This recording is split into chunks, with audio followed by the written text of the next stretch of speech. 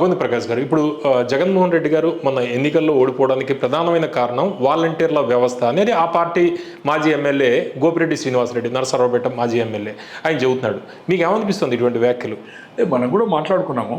వాలంటీర్లు ఒక రీజన్, వాలంటీర్లను పెట్టి వాళ్ళు ఇష్టారాజ్యంగా ఏదైతుందో వాళ్ళకి ఇచ్చింది 5,000 రూపాయలే, 4 లక్షల చిల్లరకి ఇచ్చి 24 గంటలు పని చేయించుకున్నారు.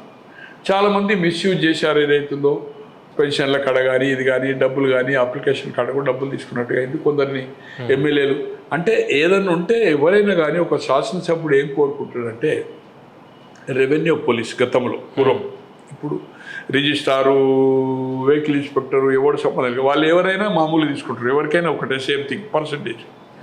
సో ఈ రెండింటే ప్రతి ఇష్యూ రెవెన్యూ పరంగా పోలీస్ పరంగా ఎమ్మెల్యే ప్రతి సభ్యుడు నా ఇంటికి రావాలనుకుంటాడు. అంటే లీడర్లతోటి రిలేషన్ పబ్లిక్కి తగ్గిపోయింది పార్టీ. అదే అయితే ప్రజలకు ఏదైతుందో డైరెక్ట్గా వాళ్ళ దగ్గర పోయే అప్లికేషన్ వాళ్ళే డిసైడ్ చేయడము, పెన్షన్స్ వాళ్ళు ఇవ్వడము, ఏదైనా డిసైడ్ వాళ్ళు చేయడంతో ఎమ్మెల్యే దగ్గరికి వచ్చేదే లేకుండా అయిపోయింది కదా. దాంతో ఏదైతుందో ఆ గ్యాప్ ఏర్పడ్డది. దాంట్లో వాళ్ళు మిస్యూజ్ చేశారు కొంత మ్యాక్సిమం అనే భావన అతనిలో ఉండొచ్చు. ఇల్లీగల్ ఓవరాల్ అది గోపిరెడ్డి గారి మాజీ డాక్టర్, ఇప్పుడు 2 సార్లు ఎన్నికయ్యాడు. Is a nice fellow, is honest person also. నర్సరావుపేటకి వెళ్ళి కానీ అయినా అతని వ్యక్తిగా ఆయన అక్కడ ఆయన నియోజకవర్గంలో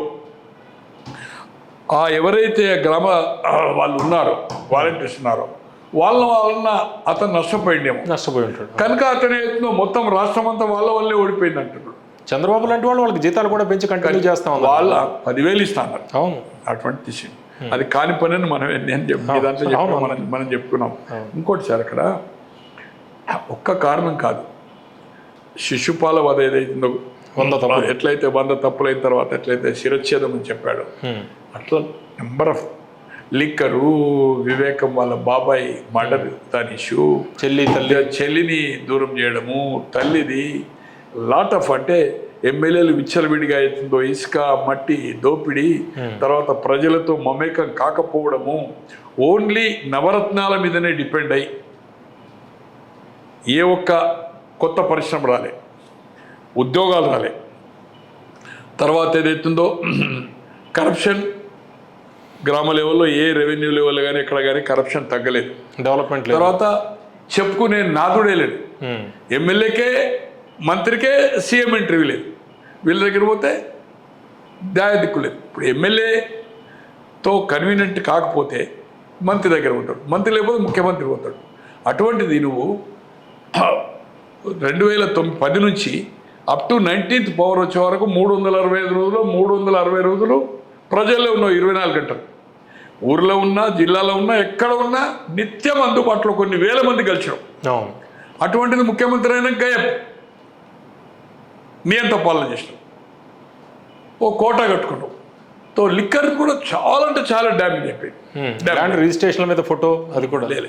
ఇంకోటి ల్యాండ్ ఏదైతుందో ఫొటోస్ బట్టి ఏదైతుందో అది లిక్కర్ బాగా ఏది మన పాస్బుక్లు ఏదైతుందో దాని ఏమో అది పెద్ద ఇష్యూ అయింది కదా సార్. అది పాస్బుక్ కూడా నాకు ఐడియా, ల్యాండ్ రిజిస్ట్రేషన్ మీద ల్యాండ్ దాని మీద కూడా బాగా అయిపోయింది. ఏది ఏమైనా గోపిరెడ్డి గారిది అది ఆయన కాన్స్టిట్యున్సీలో ఆయనకు ఎఫెక్ట్ అయింది కావచ్చు. ఓవరాల్ అది ఒక్క రీజన్ మాత్రం కాదు, చాలా చెప్పాలంటే మనం ½ అన్ అవర్ కాదు 1 hour చెప్పచ్చు. 1.25 లక్ష కారణాలు అన్నట్టు అది కారణం కాదు. గోపిరెడ్డి గారి opinion is not correct. Okay.